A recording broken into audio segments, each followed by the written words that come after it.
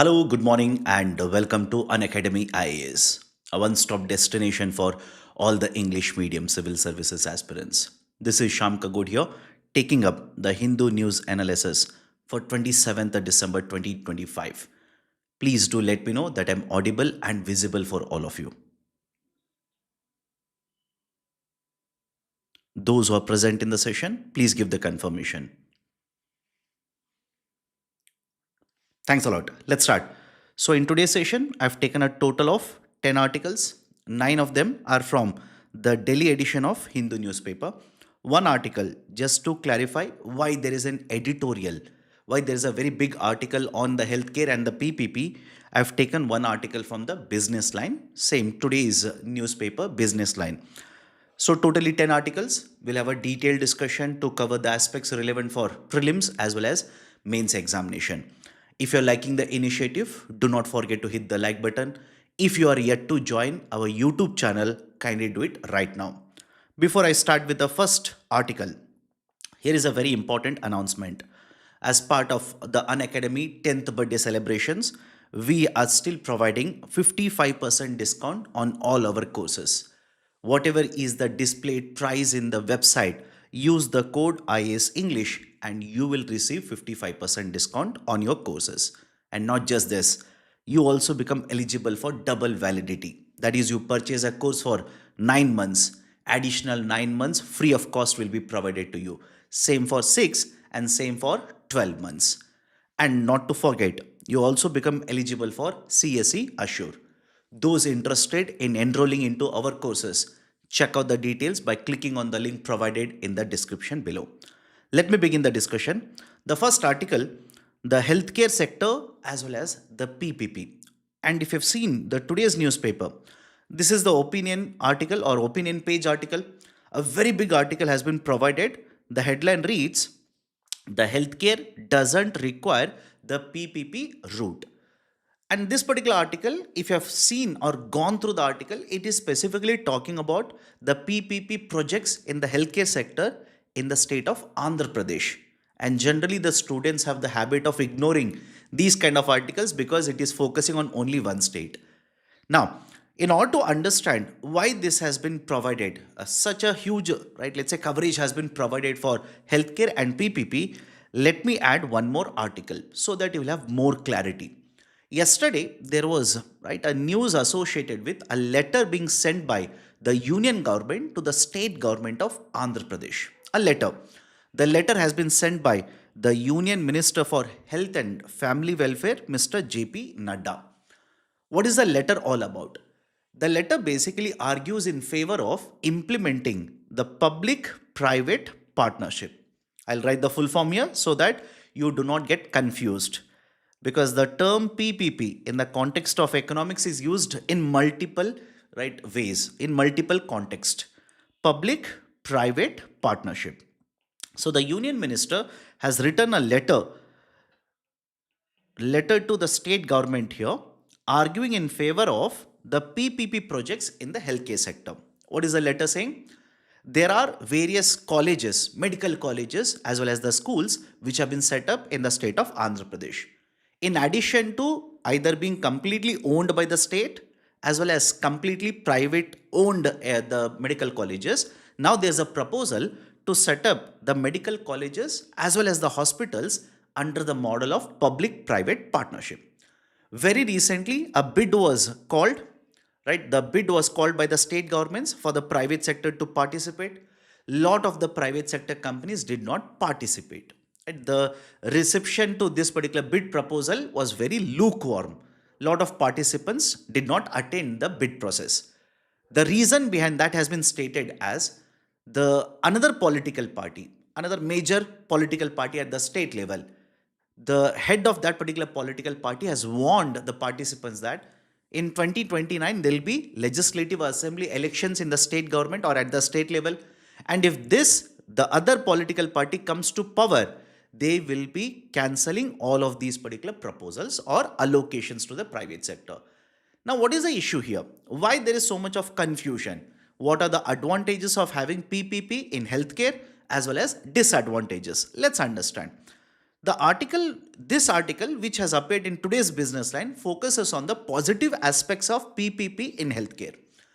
In a nutshell, PPP stands for Public Private Partnership, wherein the government, that is the public, and the private, that is the private sector company, will come together, sign a contract, sign an agreement, and this technically is referred to as a concessionaire agreement.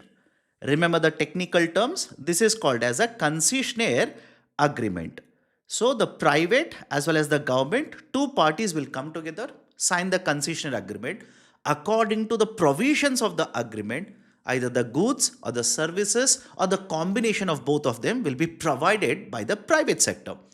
And how the revenue sharing will happen, how the revenue split will happen, whether it is basically a revenue sharing model or a non-revenue sharing model, all of these are mentioned in the concessionaire agreement. Is everybody okay with the basic model of a public-private partnership? Now, why is this important?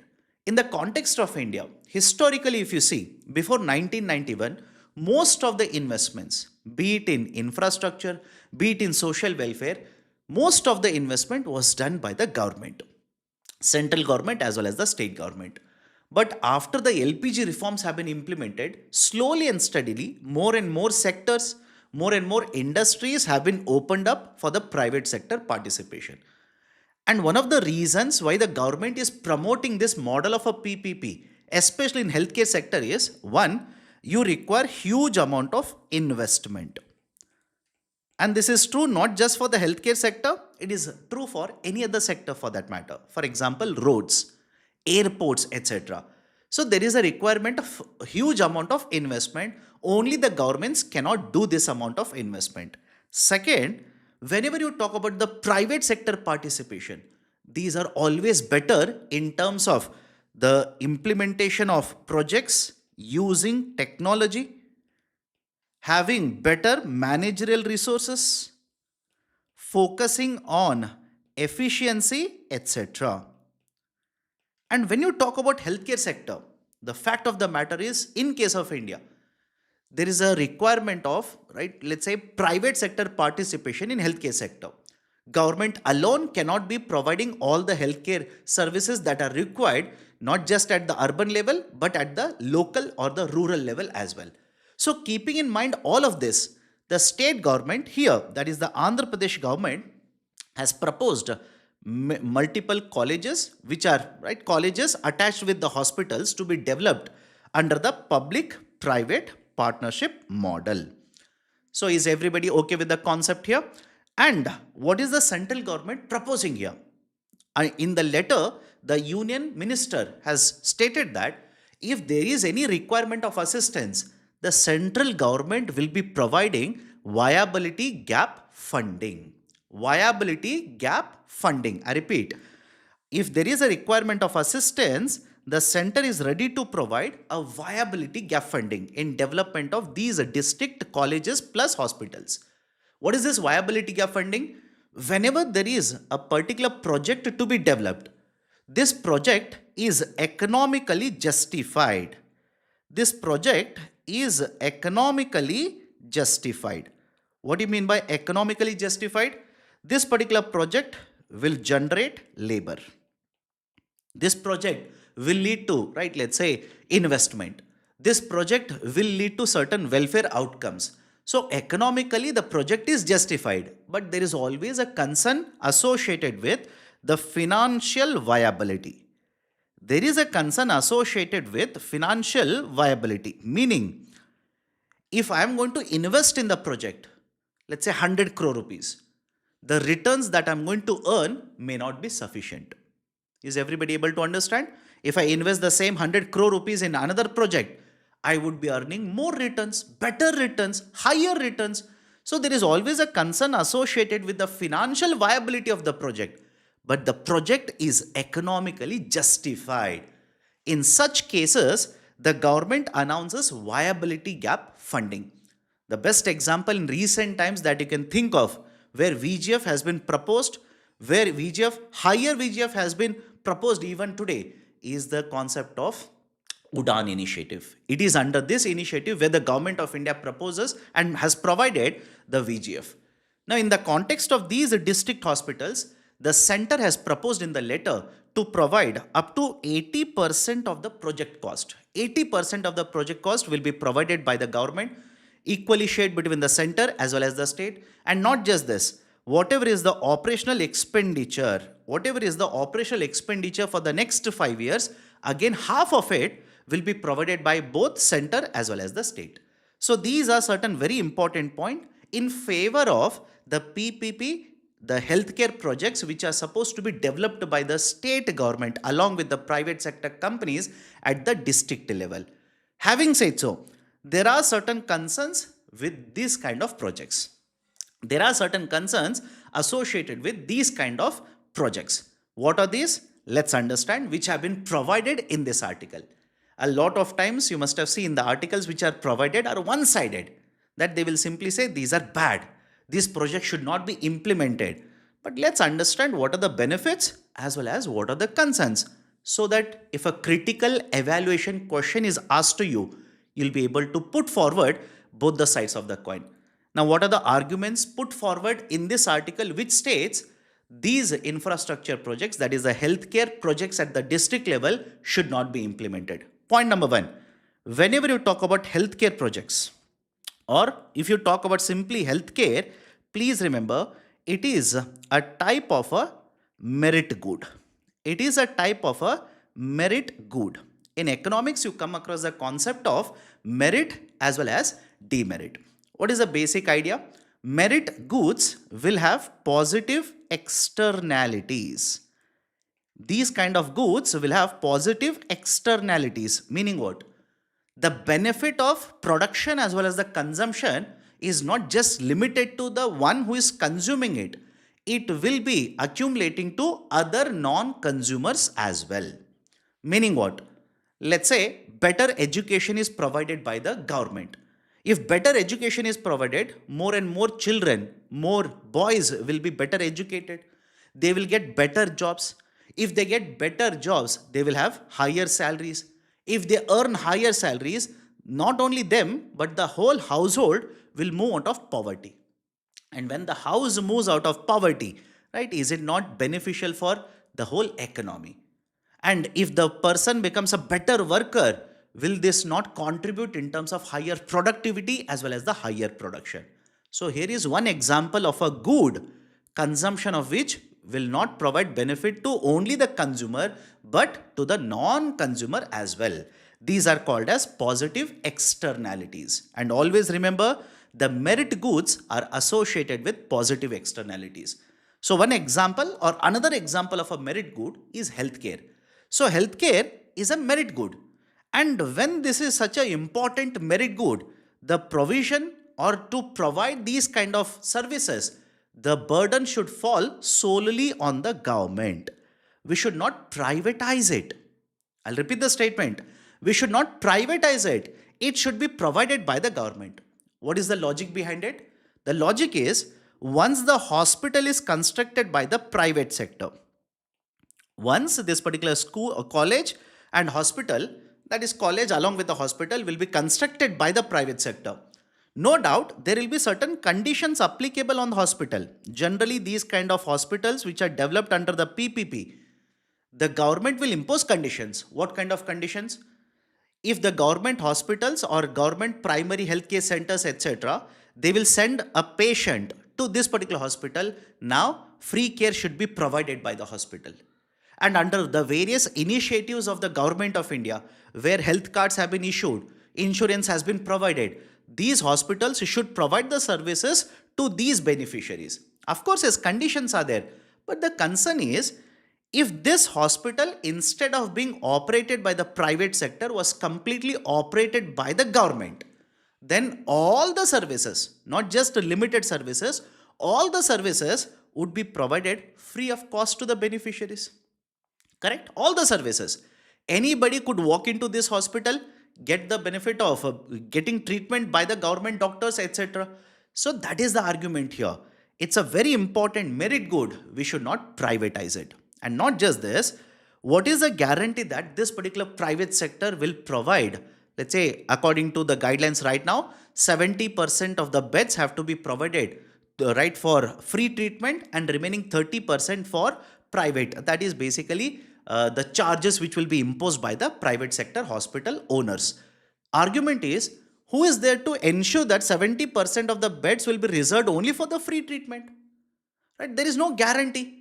So what if they basically game the system? They manipulate the system in such a way that they will corroborate, or they will basically collaborate, pay certain commissions, pay certain charges, etc. And the one who is supposed to inspect will give a clearance stating that all the guidelines are being implemented correctly. That is another concern.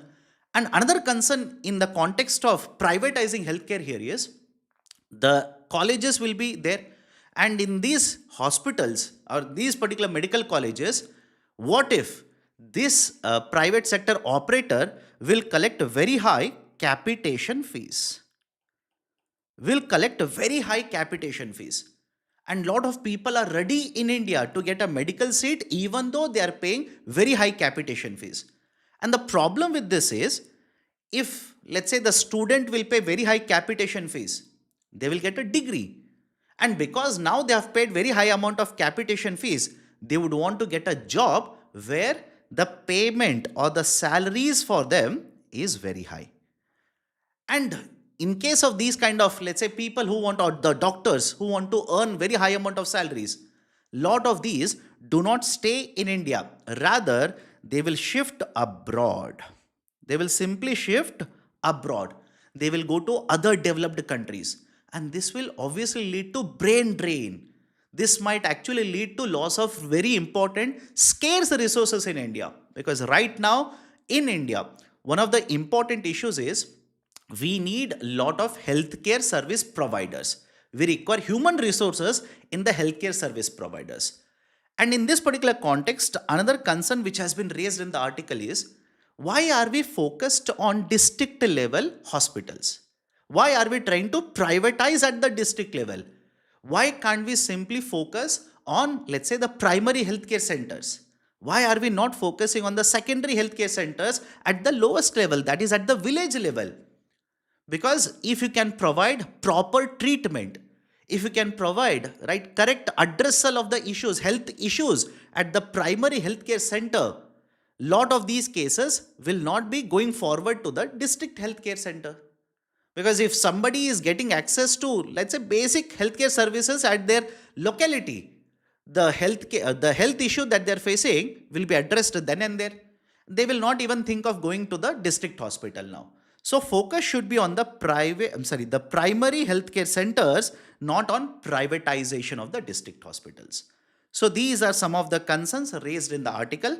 I've given you both the sides of the argument. One, what is the argument of the central government in promoting PPP in healthcare projects? And the second one is, why we should not focus on privatization of healthcare. Right? Both the sides of the coins are available with you. Using that, try out this particular question. Don't worry, I'll take up the MCQ after this. I've given two questions, similar questions, right? Different wordings, but similar questions. Healthcare is a merit good that cannot be efficiently delivered through market-based mechanism. Examine the statement in the context of PPP models in India.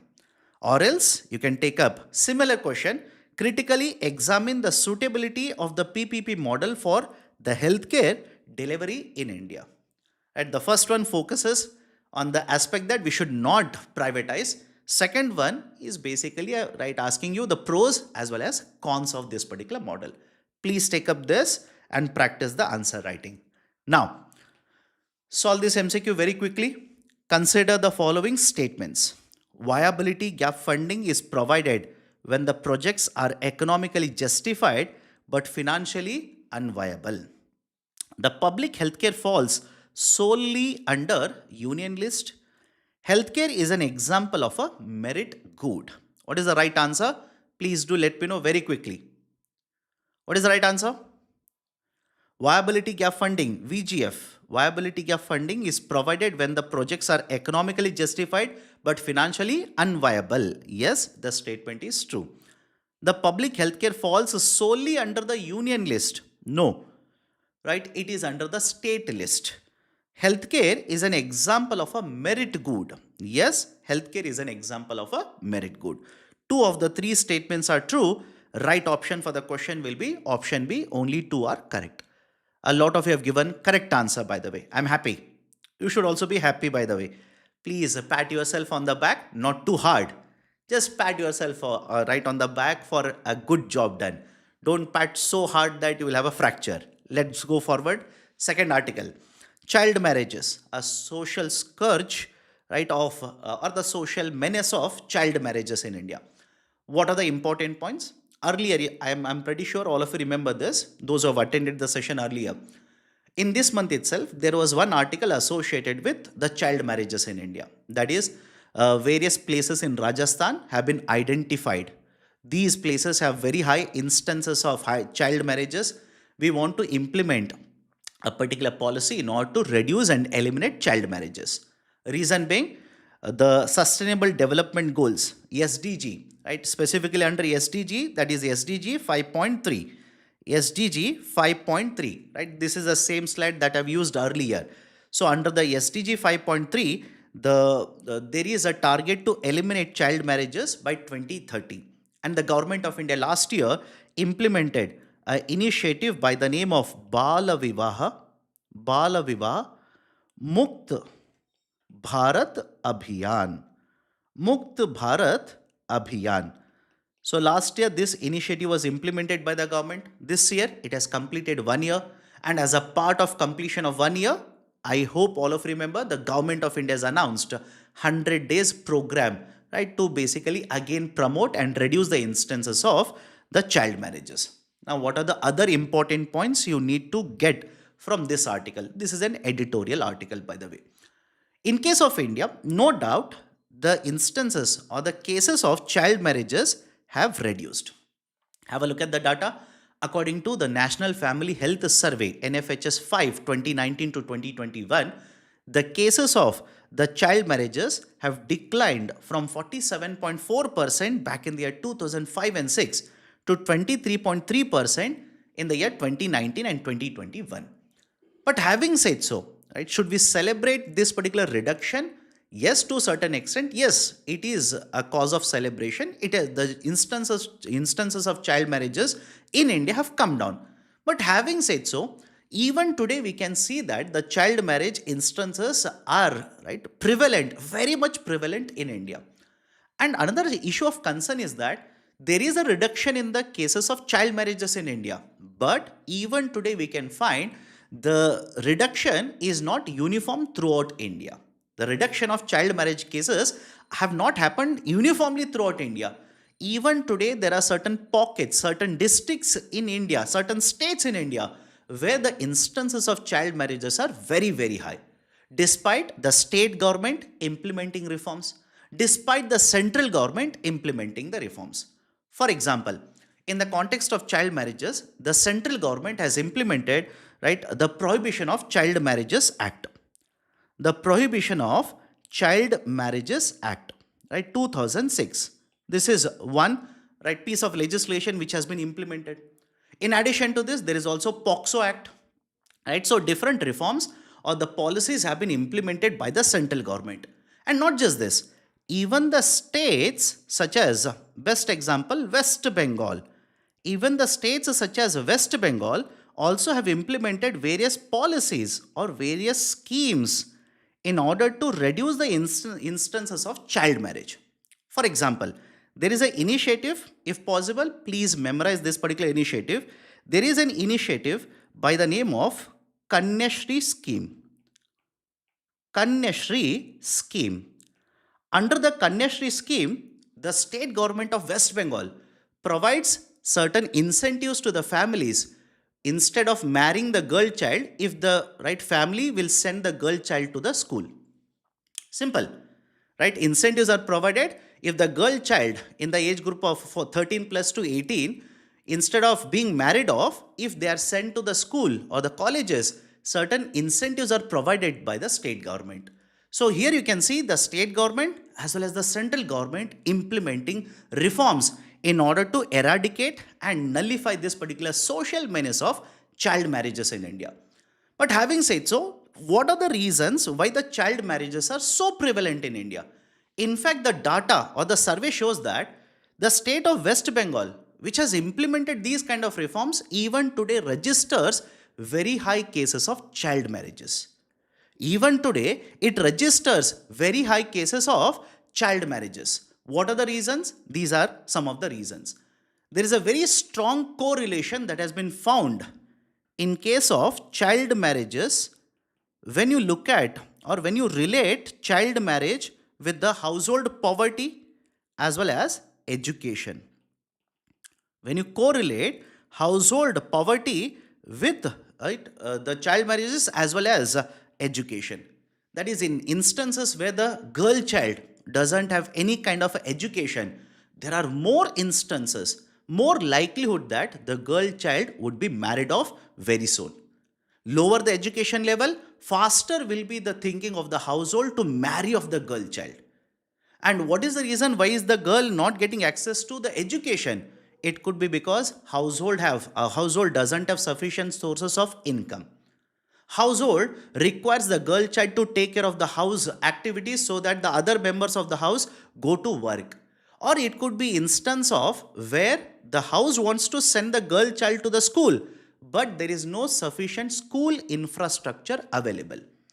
And one of the issues that has been flagged by various experts is it is not just sufficient to have a school. It is also equally important to have other forms of educational institutions in the vicinity plus employment opportunities. Employment opportunities, please remember that. It is also equally important to ensure that there are sufficient employment opportunities. Otherwise, I'm pretty sure you must have heard of this. They'll simply say, okay, you'll go to school, next what? You'll go to college, next what? You'll get a degree, next what? No job opportunities. So what is the point of getting all of these particular degrees? Let's marry the girl of today itself. So poverty, right, that is self-explanatory, as well as education levels are strongly correlated to child marriages. In fact, there was one survey that was conducted in this particular region, right, that is basically West Bengal and surrounding region, where the survey shows that the climatic changes, the changes in the climate are also having an impact and increasing the cases of child marriage. I'll repeat the statement. All of you will understand this very quickly, poverty and education. But this one more survey says the climate changes are also advancing or adding to higher cases of child marriages in India. How so? Lot of farmers are cultivating food grains. Now, if there is a sudden change in the climate, right, weather related adverse event, and if the output in the agriculture sector is very less, the household earns very less, not even sufficient to take care of, right, let's say the requirements of food requirements, basic requirements of the members in the house, then basically the family members, patriarchal society, they will basically look at it and simply say, why to have, right, so many people in the same household, like these are the girl children, let's marry them off, so that the burden in the household to cater to the food requirements will basically come down. So these are some of the reasons which have been cited by various experts as to why the cases of children married off or marrying off, girl children being married off is very high. In fact, there is one more concern which has been raised by social experts.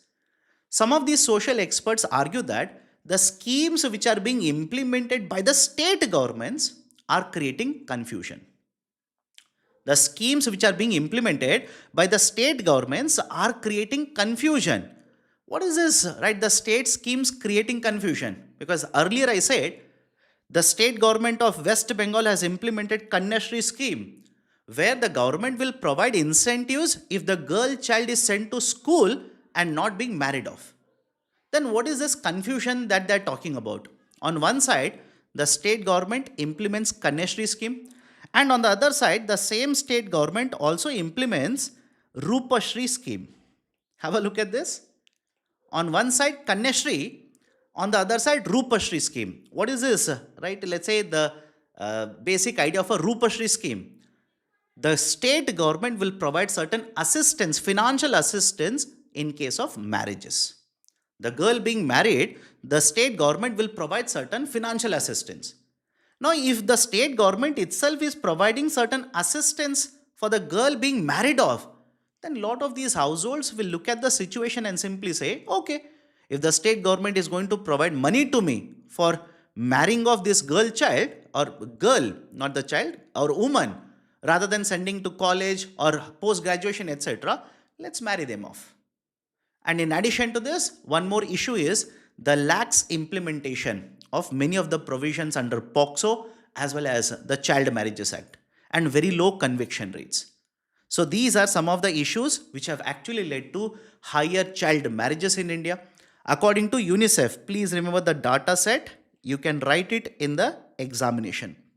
According to UNICEF 2023 report, globally, the total number of girls who are being married off, right, that is child brides, the girl children being married off globally is 64 crores. 64 crores globally. And around a third of this particular number is from India. Around a third of this number is from India. So these are certain very important points, right, which are being discussed. In addition to that, I've given you additional points. Now, based on this, let's solve an MCQ. I've given you 4 statements. Please tell me what is the key answer to the question. Tell me what is the answer to the question very quickly. Consider the following statements. The legal age for marriage in India is same for men and women, that is 21 years. The center has implemented the Prevention of Child Marriages Act 2006. According to UNICEF report, a third of total child marriages in the world take place in India. And the 4th statement is, India has set up the target of 2030 to end child marriages. How many of the statements are true? Very quickly tell me. The legal age for marriages in India is the same for men and women, that is 21 years. It is incorrect. Right? For men it is 21, for women it is 18. In fact, there was one proposal of the union government to increase the, right, let's say the marriage age from 18 to 21 for women as well. But that has not yet been implemented. The center has implemented Prevention of Child Marriages Act 2006. Yes. According to UNICEF report, a third of total marriages act. Yes, this is also true. Right? India has set the target of 2030 to end child marriages. Yes. The SDG goal 2030, India also 2030. 3 of the statements are correct. Right option will be option C for this. Done. Everybody is okay with the discussion. Can I move on to the next article? Can I move on to the next article? There was one student who was asking, when will Chetan sir take the session? My dear, you will come to know when Chetan sir will take the session. Look at the thumbnail. You will be informed one day prior only. Okay, done. Next, I'll be clubbing 2 articles and discussing. First, editorial, Gates and Windows, which talks about SIR. And the second article, Bengal SIR, hearing of 32 lakh unmapped voters to begin today, which will continue and will run into the month of February. Now, what are the important points? The concept or the practice of the exercise, not practice, the exercise, special intensive revision has been there in the discussion for multiple months now. And we have also discussed this thoroughly earlier as well. Now, what is the update that you need to make a note of? The SIR was conducted in Bihar and now has been conducted across multiple other states as well. West Bengal, Tamil Nadu, Kerala, right, etc. Now, this article, both of these articles discuss about one of these particular states, SIR being conducted in West Bengal. Right, according to the results of or the preliminary results which have been published by the Election Commission of India, more than 30 lakh voters in the state of West Bengal have remained unmapped. And the second stage of SIR will start from today, wherein these particular people or the voters whose names have been removed from the voters list will have to go to the appointed authorities, submit documents wherein, right, certain applications will have to be filled. They will have to provide their documentation to prove that they are voters. They will have to provide their signature or attested, right, copies, etc. But what is the issue with all of this? right? What is the issue? Especially this second stage. The articles discuss only about the second stage here. What is the issue? Like I said, this particular exercise is being conducted. That is the second stage is being conducted in the West Bengal starting from today and will go on till the first week of February. The concern is the time period which has been provided. The time period which has been provided according to the editorial is very, very small. That is the window or the facility during which all of this has to be done. The second stage has to be completed. It's a very, very short time period.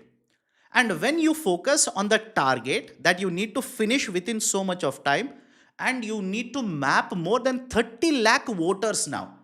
If you want to map more than 30 lakh voters, then there will be lot of, right, let's say hurry, lot of targets will have to be allocated to the officials.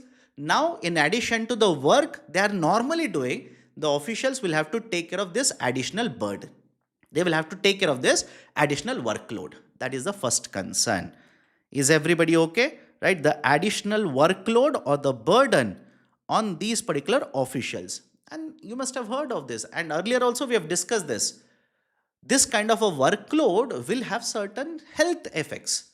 Multiple, right, let's say government officials who were part of the SIR earlier in multiple states have committed suicides because they were not able to bear the pressure of this exercise. But anyways, so the additional workload, right, will have an impact on the workers. There is a first concern.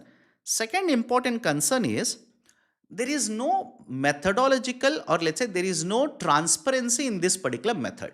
Transparency in the sense the data collection, how many data or how many, right, let's say data sets have been collected, what are the methods which are used, how we are identifying and removing these particular people, etc. The argument of the editorial is all of this information should be put in the public domain. All of this should be made available to the public so that some experts will study, and if there is any lacunae, if there is any issue in the method or the process which has been followed by the Election Commission of India, it can be flagged, it can be raised, and appropriate steps or the measures can be taken for correction. Appropriate methods or the steps can be taken for correction, which will improve the process or the efficiency of the whole process. That is the second concern which has been raised. And the third concern which has been raised is simple.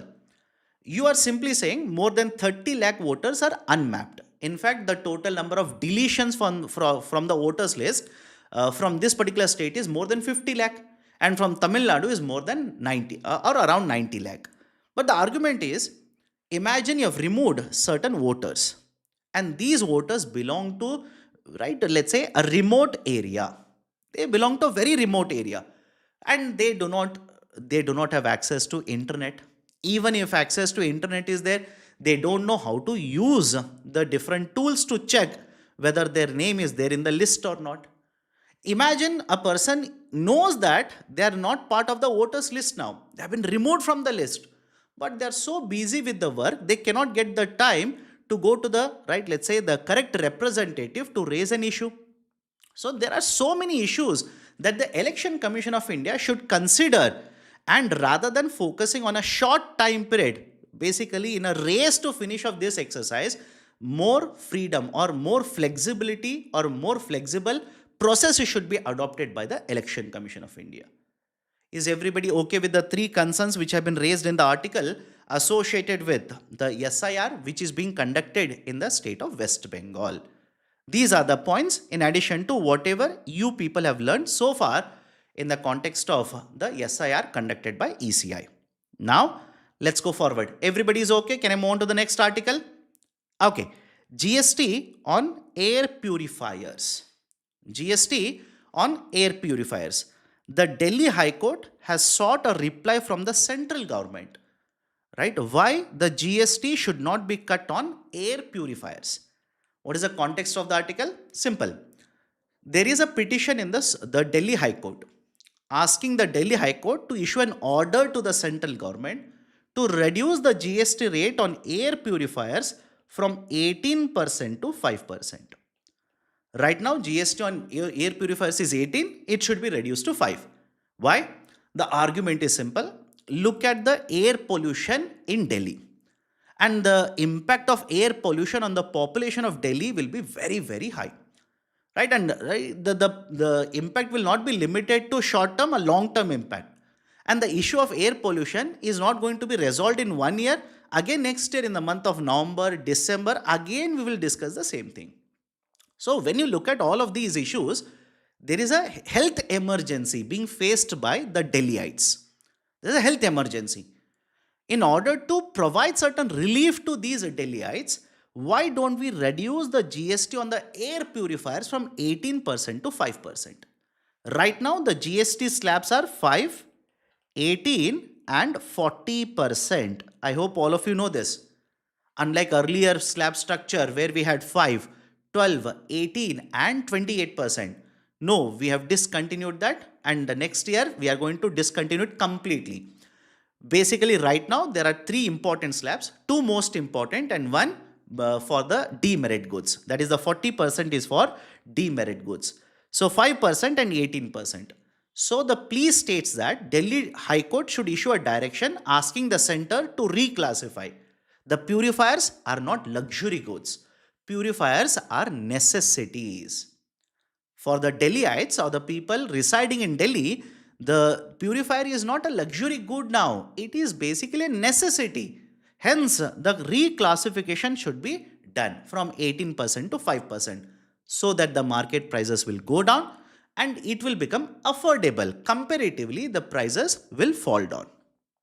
Now, what is the argument of the central government? The representative of the central government has stated that there is a particular process that we need to follow. First and foremost, whenever you talk about GST rates, the central government alone cannot decide. Underline the term central government alone. The center alone cannot decide the GST rate. We require a GST council meet to be held. Now the court asked, if you want the GST council meet to be held, then why don't you call the meeting? Right? For that, the reply was, there is a particular process we need to follow. We need to send the letters first, and then the people, that is the state representatives, will have to come and the GST council meet has to be held. The court argued that, why don't you hold the GST council meeting virtually? Simple. Why don't you, in that particular case, hold the GST council meeting virtually? The center argues that there is no provision under the law to hold the council meeting virtually. Because you want to decide in the GST council, you need to take a decision. And when you want to take a decision in the GST council, you need to vote. Simple, you need to vote. And in the GST council, those who are newcomers, please remember, GST council is a constitutional authority. It is a constitutional authority set up under Article 279. And under the GST council, we have representation of the central government. That is, the finance minister will be the chairperson. And we have representation from the state governments. And we also have representation of union territories where there is legislature. Union territories where there is legislature. For example, Delhi, right, Puducherry and J&K. So union territories. And whenever you talk and decide in the GST council, whenever you need to decide, if there is a voting, two-thirds of the voting power is equally divided, right, amongst these particular representatives, and 1/3 of the voting power, right, is given to the center. And when you decide in the GST council, the law simply says, the provision right now, the center says, you will have to vote in person. Is everybody okay with the argument? You will have to vote in person. That is, when you hold the meeting virtually, it is not in person. Voting will not happen in person. So the argument of the central government is, we need to hold the GST council meeting. Physically, the members have to be present and the voting has to happen in person. And for that, it will take time. And the Delhi High Court has directed the center to submit a detailed report in the next 10 days.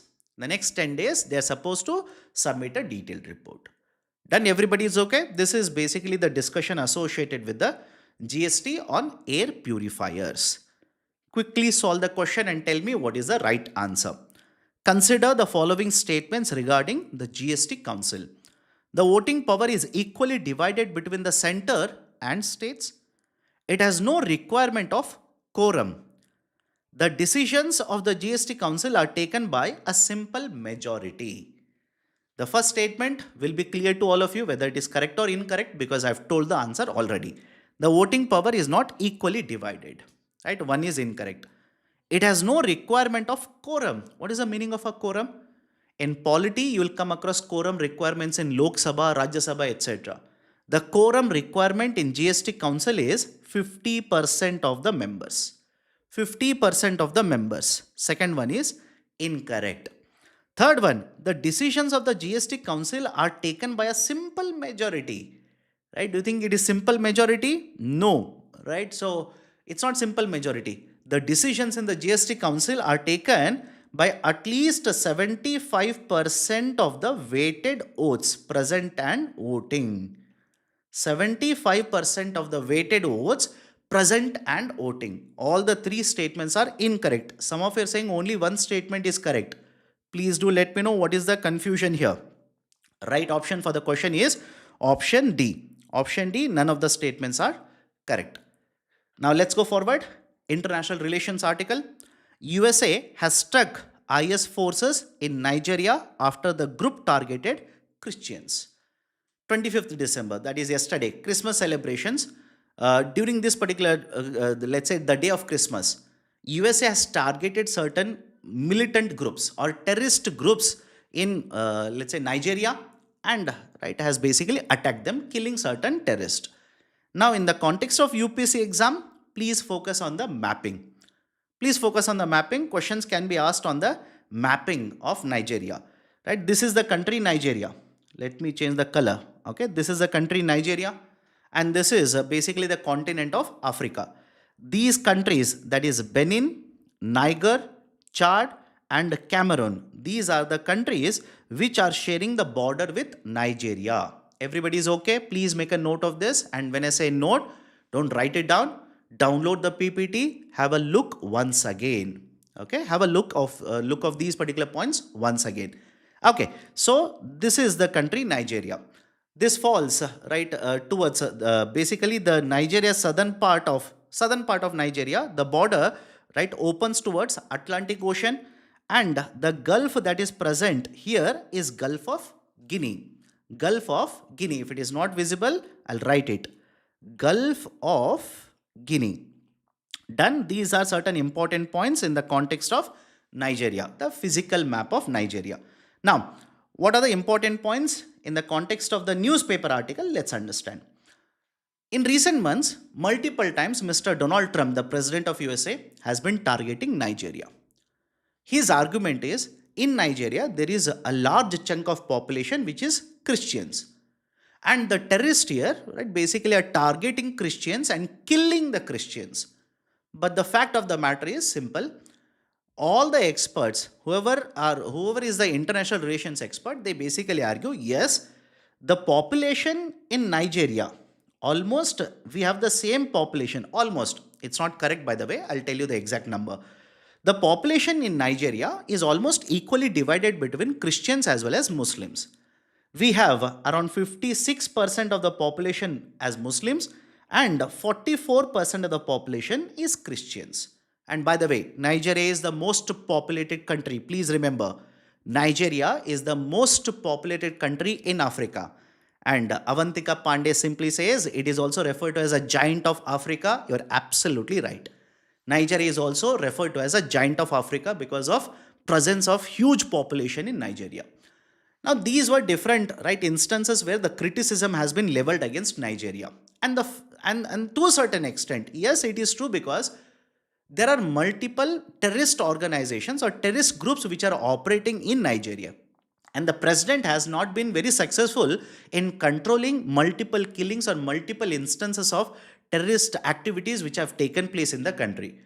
For example, you have presence of ISIS, you have presence of Boko Haram, etc. in this particular country. And in addition to these terrorist terrorist organizations, there are many other terrorist organizations operating in the region. Very recently itself, there was a bomb attack, right? Let's say bomb attack which was held on a mosque in this particular country. And this year alone, more than 12,000 people, more than 12,000 people have been killed because of various terrorist attacks in this country. Now, in this particular context, look at the newspaper article. Is it okay? Look at the, right, let's say the overall picture. Now understand the importance of the article. On 25th of December, the USA, the navals, the naval, there is a presence of Navy here. The USA has launched Tomahawk, right, let's say the rockets, and they have attacked certain terrorist groups which are present in the northwestern part of the country. Okay, this is one important point. In addition to this, also remember, right, very recently, that is in the month of October, USA basically listed Nigeria as a part of the list of the countries where, right, the USA has certain particular concern. List of the countries with particular concern. So multiple countries have been listed, and because of the attacks on Christians, even Nigeria was listed as one of the countries with particular concern by USA. And not just this, the government of USA, in the last 1 year, the new administration has been cutting down on the different forms of aid, different types of financial assistance that the USA has been providing to other countries. A large amount of aid was provided by USA to Nigeria as well. And this particular aid has been cut drastically by the current administration. And whenever the aid supply is cut, whenever the financial assistance is cut, and the country has very large population with very high levels of poverty, automatically, right, there will be a lot of these particular social issues, lot of, right, let's say development issues will be seen in such country. And the same thing you can see in this country, that is Nigeria. Everybody is okay with the importance of this particular attack now? Right, now based on this, solve the question. Consider the following statements. Nigeria is a member of OPEC. Nigeria has the largest river delta in Africa. Nigeria's southern coastline lies along the Gulf of Guinea, a part of Atlantic Ocean. A lot of you will basically say, sir, third statement is true. Yes, because I've already told you the answer. Nigeria is a member of OPEC. Is it true? Yes. Nigeria is a member of OPEC. And by the way, this is my question to all of you. I want you to answer in the chat section. Those who are watching this recorded, do let me know in the comment section. How many member countries are there in OPEC? I'll repeat the question. How many member countries are there in OPEC? Do let me know. Right? Nigeria has the largest river delta in Africa. Yes, this particular statement is also true. In fact, have a look at this. Have a look at this. Let me show you. This is, right, the Niger River. Can you see this? This is basically the Niger River. So the largest delta in Africa, right, of this particular river, or largest river delta is formed in Nigeria. Remember, can be asked in the preliminary examination. Largest river delta is formed in Nigeria. Yes, that is also true. So first statement is true. Second statement is true. Third statement is also true. All the statements, right option for the question will be option C. Okay, Avantika Pandey says 12 and Ranjan Gupta also says 12 members. Right? Is the answer 12? Because a lot of you, when you read the books or some other material, they'll say 13 members. They'll say OPEC has 13 members. If you say 12, then also do let me know which is the country which has exited OPEC. If you say 12, not 13, then tell me which country exited the grouping OPEC. Okay, let me go forward. H1B Visa Issue. The government has conveyed the concerns to US over cancellation of H1B visa interviews. Now, in the context of H1B, lot of discussion has happened in the last 1 week. Let me basically tell you what are the important things here. H1B visa is a type of visa issued by the USA. Simple, okay? It is one type of visa which is issued to essentially the skilled workers. Initially, it is issued for a period of 3 years. And until now, the fees that the, right, let's say the fees for the H1B visa used to be in the range of around $5,000. Very recently, the USA administration has done away with this kind of a concept and they've announced a fees of $100,000. Everybody is okay? $100,000. $100,000 is the visa fees on the H1B applicable now. In fact, in association of this or associated with this, very recently, there was a order, district court order. A judge in the district court of USA has ruled in favor of administration. It has ruled in favor of administration. That is, the argument of the petitioners was that, or the applicants was that, the president doesn't have the power to change the fees like this. But the district court has ruled in the favor of the administration. The new applications of H1B, with the fees that they will have to pay is $100,000. Point number one. Point number two, in the context of H1B, there is also one more term called as a lottery system. There is also one more term called as a lottery system. What is this idea of a lottery system? And very recently, the president has announced that they will be doing away with the lottery system in H1B, which is expected to be having a huge impact on India. The basic idea of a lottery system is under H1B, annually USA would issue 85,000 visas. 85,000 visas. And the number of applications for these visas would be much higher compared to 85,000. In that situation, essentially a random system would be used. A lottery system would be used to allocate the H1B. And India has been the major recipient or the beneficiary of the H1B. So the government of USA has announced they will be doing away with the lottery system. Rather than this lottery system, they would be introducing specialized skill set knowledge. That is, those with higher specialized skills will be given the preference now rather than randomly picking up and giving H1B visas. Everybody is okay with this? The second one. Now come to the third. What is the third? Let's say the news article associated with H1B. Lot of these particular H1B visa holders, every year they will have to go back to their national country, that is the country where they are born, and there they will have to get the interviews done, also the stamping of the visas. They will have to go back to their country and get the stamping. And now lot of these particular people, Indians who have H1B visas, have come to India. Their interviews were supposed to be held after December 15th. The new applicants as well as the existing ones. Their interviews were supposed to be held after December 15th because the calendar is there, right? You will have to take the appointment, etc. There's a particular process. Now the administration simply says these interviews will be postponed. They will be held later, not now. Reason is they have introduced one more layer where they want all the applicants of H1B to keep their social media accounts open. They want their particular accounts, social media accounts, to be kept open. Why? The administration of USA wants to vet them. Administration of USA wants to check all of them, whether these are pro-Trump or anti-Trump. Although they don't use that, they'll simply say security issue, etc. But the practice of the current administration has been, you will have to favor. If you say something against the policies, we will not give you any kind of visa.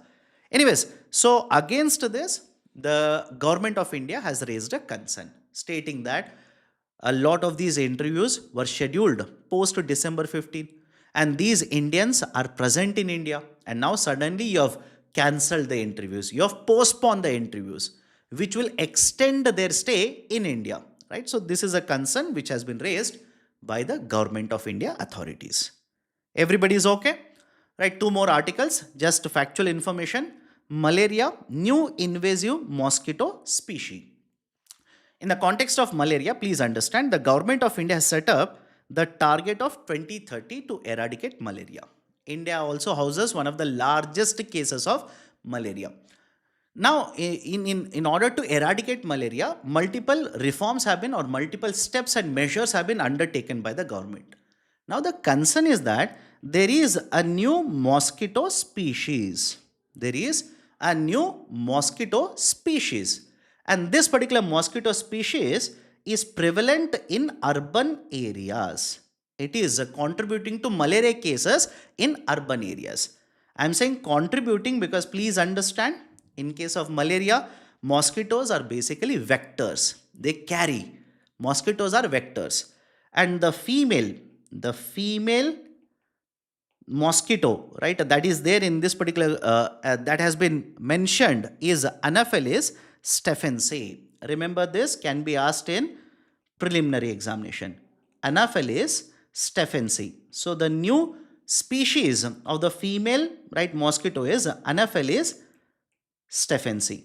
And the concern of the government is because of the migration, because of the cross border movement, because of various activities in urban areas. All of these are contributing to increased instances of malaria spreading in the urban region. Done. So this is an update, right? Please make a note of this. And final update regarding UIDAI, right? That is a Unique Identification Authority of India. UIDAI now has announced that full time or full services centers, the numbers of these kind of centers will be spread. Right now, if you want to make certain important changes in your Aadhaar, for certain changes, you will have to go to the full service center. You cannot do it online, you will have to go to full service center. But these particular full service centers right now are just 88. And because the number of full service centers are very limited, it is creating lot of problem, especially for, right, let's say old age population or senior citizens or population residing in rural parts of India. So the argument is simple. The UIDI now wants to expand the coverage of the full service centers from 88 to 473. So that argument is there is at least one full service center in two districts. The coverage will be expanded, and whatever changes you want to do by going to the full service center, you can easily get access to these centers. So this is the update associated with the UIDAI. Everybody is okay? So these are the 10 articles, concepts, questions I wanted to discuss with you people from the Hindu newspaper article, Delhi edition today, plus one article from Business Line. If you have liked the discussion, hit the like button. If you are yet to join our YouTube channel, kindly do it right now. Now, if you have any kinds of doubts, do let me know. I want to address your doubts, then close the session.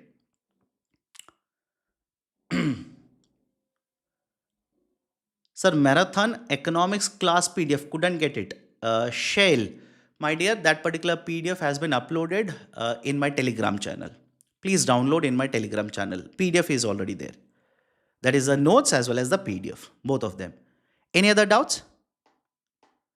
Any other doubts, concerns, issues?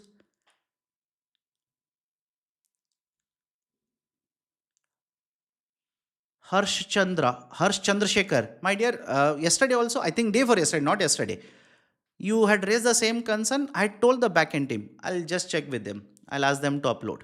I'll ask them to upload it today itself. I had already informed, but anyways, I'll inform again. Okay, done.